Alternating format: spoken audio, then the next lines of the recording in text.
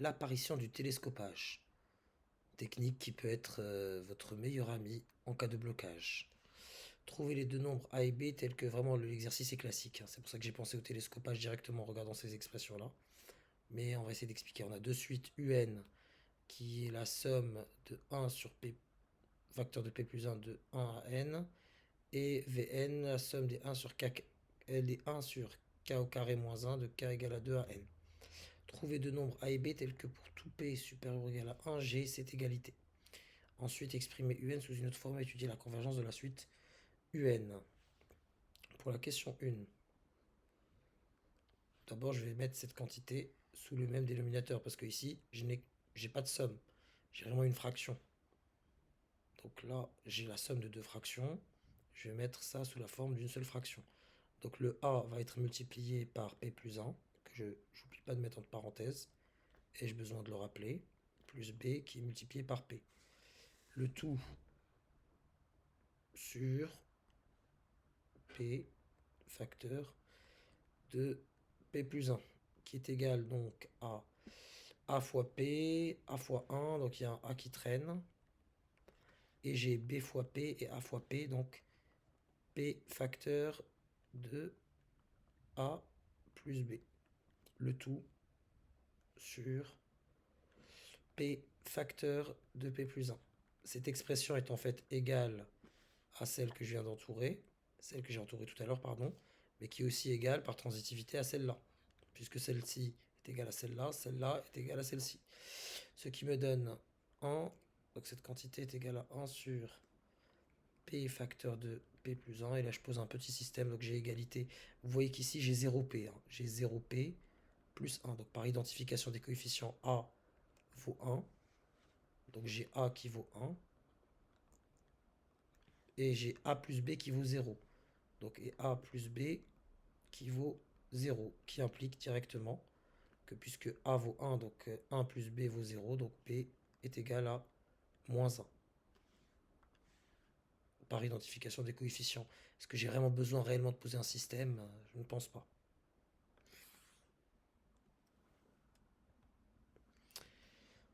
Mais j'en suis qu'au début de la question, parce que derrière, on me demande d'exprimer du coup un sous une autre forme. Un, qui est égal à la somme des p variant entre 1 et n de 1 sur p plus 1, et donc égal à la somme, je remplacerai 1 sur p facteur de p plus 1 par ce que je viens de trouver là, c'est-à-dire a égale à 1, c'est-à-dire 1 sur p,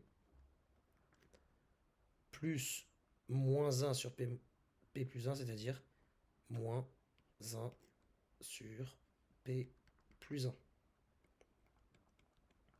J'utilise la linéarité de la somme pour séparer les termes. Donc ça me fait 1 sur p. Donc... Et là, j'ai plusieurs possibilités. Soit je fais une procédure dite experte, mais je ne sais pas s'il y a vraiment de l'expertise là-dedans, ou directement on s'aide d'un dessin pour vraiment comprendre ce qui se passe ici, grosso modo. On va essayer de regarder ça simplement. Donc là, si vous voulez, du coup, un est en fait égal à, on va essayer de le faire ensemble, la somme des 1 sur p pour p variant entre 1 et n. Donc ça fait 1 sur 1, on va vraiment grossir le trait, plus 1 sur 2, plus 1 sur 3, etc. jusqu'à 1 sur n. Ça s'arrête à 1 sur n. Cette longue somme, je lui retranche. Les pointillés sont ambigus, mais j'essaie de vous expliquer le concept.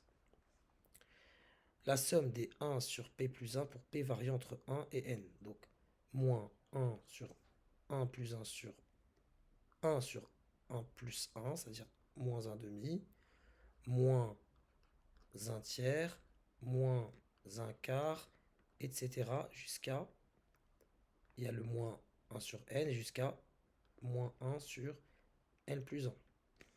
En remplaçant ici p au dernier rang par n, ça me fait 1 sur n plus 1. Que va-t-il se passer? Vous remarquerez que le 1 demi se fait éliminer par ce moins 1 demi. Ce 1 tiers se fait éliminer. Et ce 1 sur n se fait éliminer. Donc le moins 1 quart va se faire éliminer par plus 1 quart, etc. Que me reste-t-il? Il me reste 1 moins 1 sur n plus 1. Donc toute cette quantité est en fait égale à moins 1,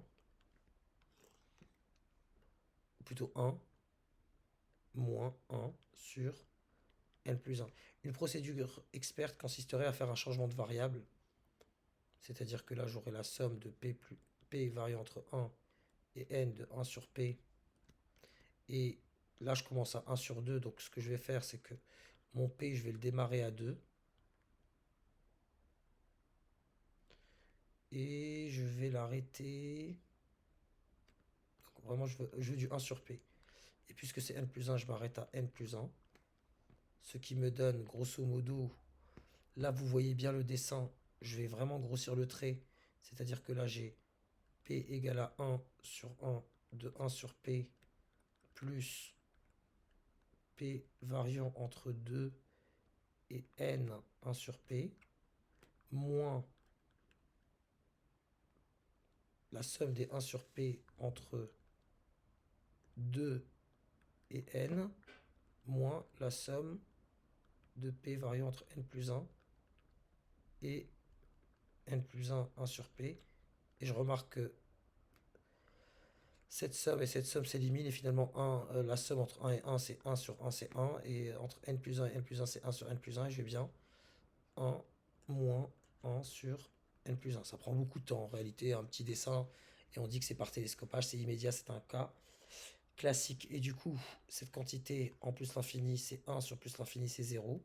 Il reste que 1, donc la limite de un, c'est 1. Passons à la suite. La deuxième partie. On va sûrement agir de la même façon.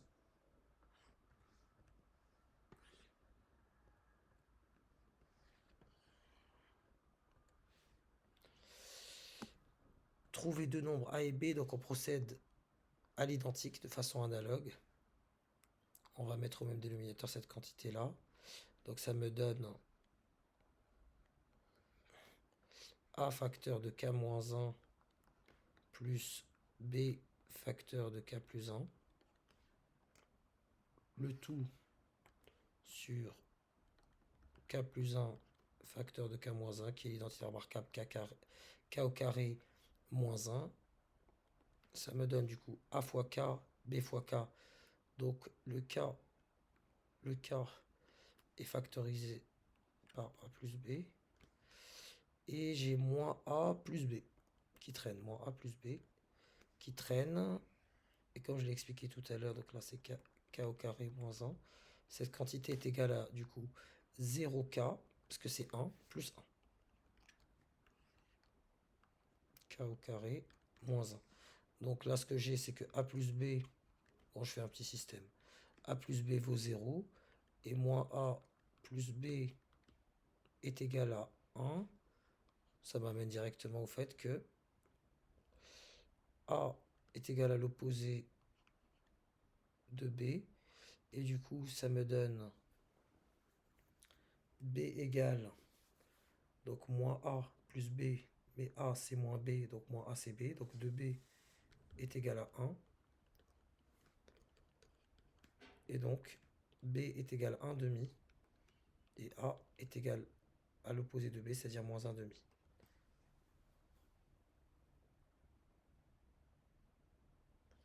Arrivé à cette étape, donc j'écris que pour tout k supérieur ou égal à 2, Vn sous la forme de Vn, c'est en fait la somme, entre parenthèses, de du coup 1 demi, donc le A c'est moins 1 demi, donc moins 1 demi K plus 1, plus 1 demi, ou plutôt, oui, plus 1 demi, K moins 1, pour K variant entre 2, parce que c'est pour tout K supérieur ou égal à 2, jusqu'à N. Bon, Je vois clairement qu'il y a un 1,5 qu'on peut mettre en facteur. Donc j'ai 1,5 facteur de la somme des k variés entre 2 et n de 1 sur k moins 1 moins 1 sur k plus 1. Et là, je vais m'amuser à faire du télescopage également, mais j'oublie pas le facteur, 1,5. Regardez ce qui se passe. Donc j'ai 1,5 facteur. Voyons voir ce qui se passe dans ma somme et ce qui est retranché. Pour la partie 1 sur k moins 1, ça devient 1 sur 2 moins 1, c'est-à-dire 1, plus 1 sur 3 moins 1, c'est-à-dire 1,5, plus 1 tiers, etc. jusqu'à 1 sur n moins 1. Ici, je remarque un moins. Que va-t-il se passer? Je commence par retrancher 1 tiers. Parce que je commence à k égale à 2. Puis je retranche 1 quart, etc. jusqu'à retrancher tout à la fin 1 sur n plus 1, mais j'ai retranché du coup moins 1 sur n moins 1, moins 1 sur n et moins 1 sur n plus 1. Que va-t-il se passer ici? Qu'est-ce qui va s'éliminer? Le 1, il n'est jamais retranché. Donc là, qu'est-ce que j'ai? J'ai 1 qui demeure le même. Donc là, j'ai 1,5 facteur de 1. Le 1, il reste là. 1,5 n'est pas retranché. Donc le 1,5, je n'y touche pas. Mais les 1 tiers, 1 quart, etc. jusqu'à 1 L-1 sont éliminés. Et qu'est-ce qui me reste de l'autre côté? Du côté, on va les appeler ceux qui éliminent, les éliminateurs. Il me reste moins 1 sur n, moins 1 sur n plus 1. Et si on me demande de calculer la limite de cette quantité, c'est relativement simple. 1 sur n tend vers 0, 1 sur n plus 1 tend vers 0. Donc par produit, ça tendra vers 1,5 fois 3,5. Donc 1,5 fois 3,5, à savoir 3 quarts. Voilà ma limite. Vous chargerez de la rédaction, vous rédigerez beaucoup mieux que moi.